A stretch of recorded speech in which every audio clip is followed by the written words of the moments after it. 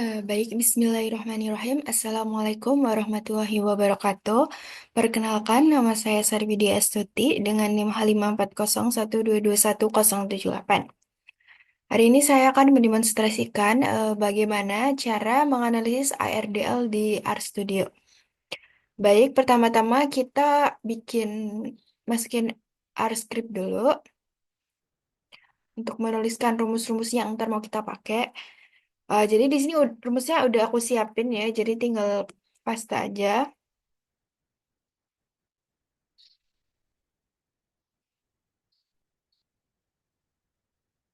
Oke, langkah pertama adalah kita install terlebih dahulu variabel yang package-package yang mau kita pakai. Jadi rumus-rumus yang nanti di bawah itu tuh berasal dari package-package ini gitu.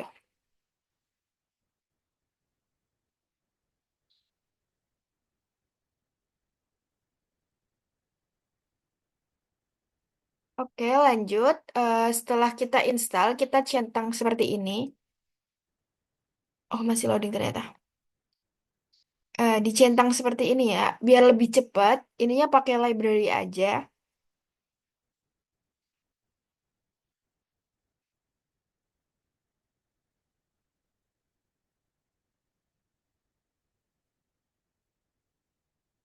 Baik, bentar, tunggu sebentar. Oke, kita run.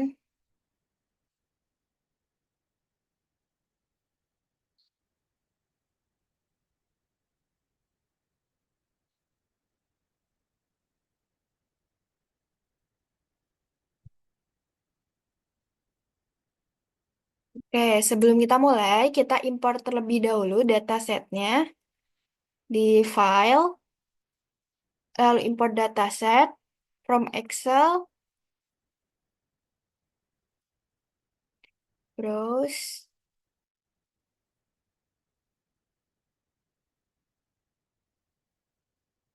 cari letak file yang kalian mau pakai. Aku di sini.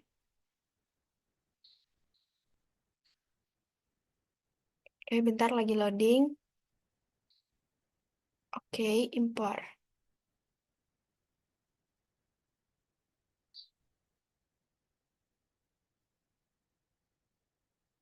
Oke, jadi setelah kita masukkan datanya, kita mau menghapus bagian tahun dan bulan karena di RStudio sendiri ini tuh tidak kebaca gitu. Taran, oke, kurang. Oke, sudah. Lanjut. Sekarang kita akan menambahkan variabel waktu sendiri yang berasal dari RStudio, yaitu pakai ini sdate. Apa sih namanya lambang dolar gitu. Oke, di sini udah masuk ya. Lanjut, sekarang kita bikin data tersebut tuh menjadi data time series gitu. Fungsinya pakai ts underscore pakai ts ya. Terus nama datanya mau aku namain ts data. Oke, kita run.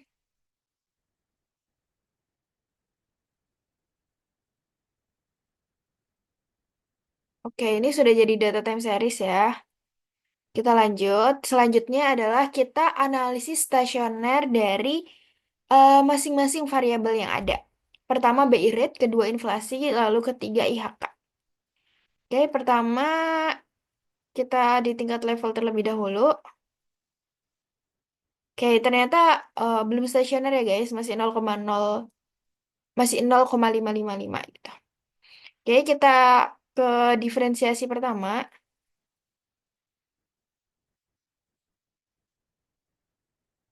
Oke, ternyata setelah di diferensiasi pertama juga masih belum stasioner. Karena stasioner itu p-value-nya di bawah 0,05. Jadi kita diferensiasi lagi ke tingkat 2.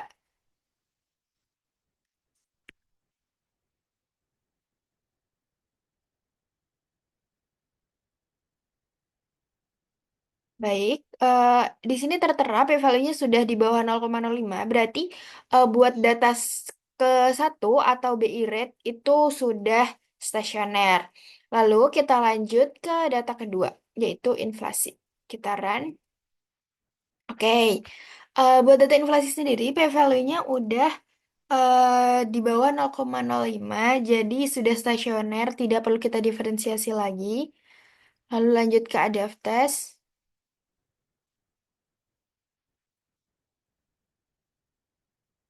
Oke, ternyata buat data ketiga atau IHK, p-value-nya masih di atas 0,05 ya, jadi kita perlu diferensiasi lagi. Oke, kita run. Oke, setelah diferensiasi pertama, berarti eh, variabel ini sudah stasioner ya.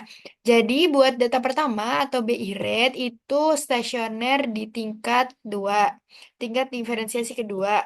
Lalu buat data inflasi itu stasioner di tingkat level, dan data IHK stasioner di diferensiasi pertama. Oke, lanjut.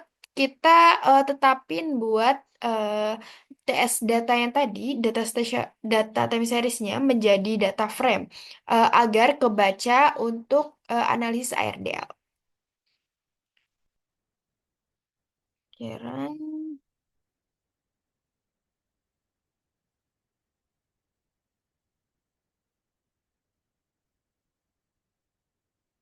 Lanjut, di sini aku mau rename buat variabel BI rate menjadi variabel BI rate tanpa spasi, biar lebih gampang secara kepenulisan. Oke, udah berubah ya jadi BI rate IHK inflasi. Lanjut.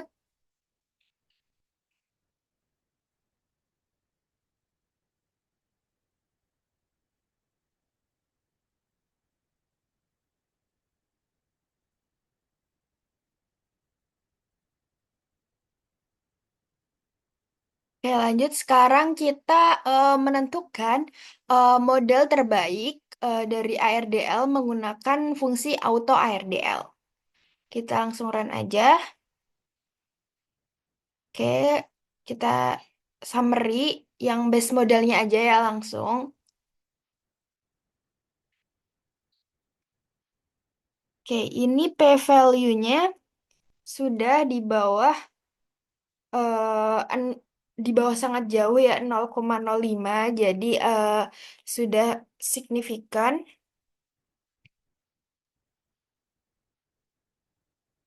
Lalu di sini.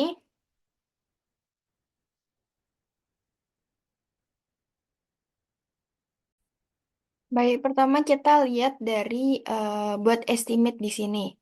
Jadi, buat variabel inflasi sendiri, eh, untuk leg pertama itu berpengaruh positif dan leg kedua dan ketiga berpengaruh negatif.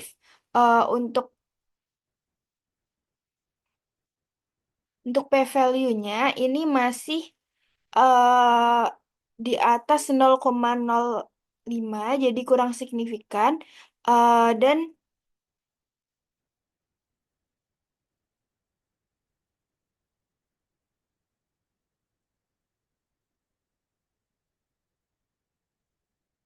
maaf, ini p-value-nya di sini itu 0,000 berapa hingga 2,2. Jadi yang di belakang koma itu ada minus, ini masih di bawah 0,05, berarti signifikan. Berarti model ini tuh signifikan, namun hanya menjelaskan sekitar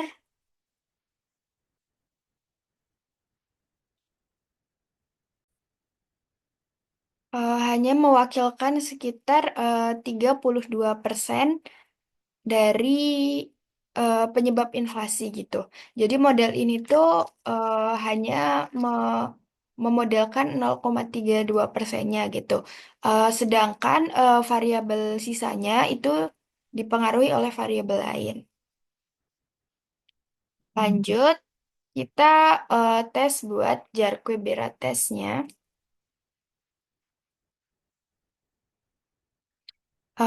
Jarque-Bera tes ini dipakai untuk melakukan uji diagnostik.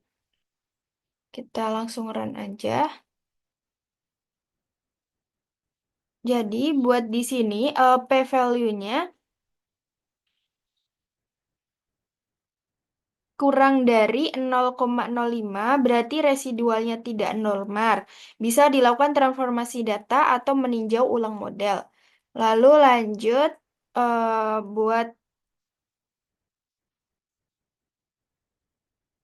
buat selanjutnya kita uji.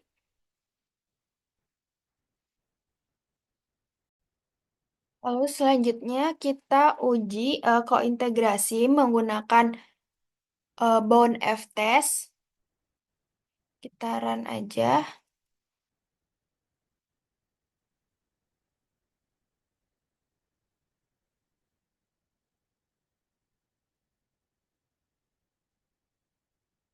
Baik, dilihat dari sini untuk nilai F statistiknya. Bentar, kok nggak bisa digeser?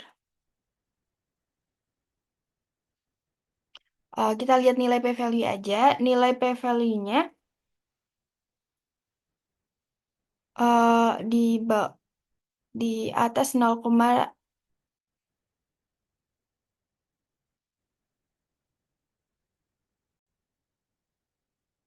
baik, ini dilihat dari untuk nilai F-nya, ini berarti buat model inflasi IHK dan BI rate, maaf maksudnya eh, IHK dan BI rate itu hanya menjelaskan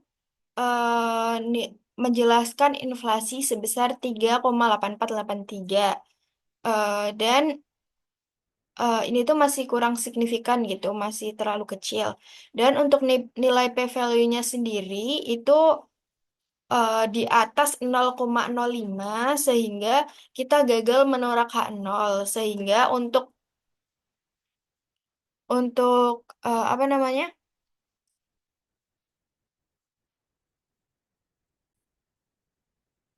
Jadi untuk nilai IHK dan BI rate itu terhadap inflasi tidak terlalu berhubungan, tidak terlalu berpengaruh dalam jangka panjang. Lanjut, kita tes buat cusum tesnya. Kita pasang dulu. Halo.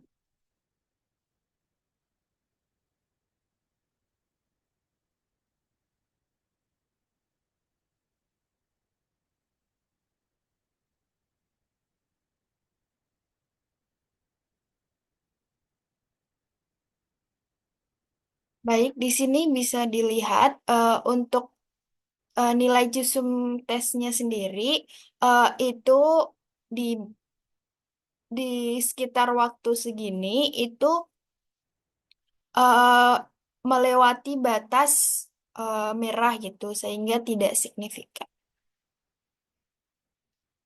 Baik, mungkin sekian dari saya.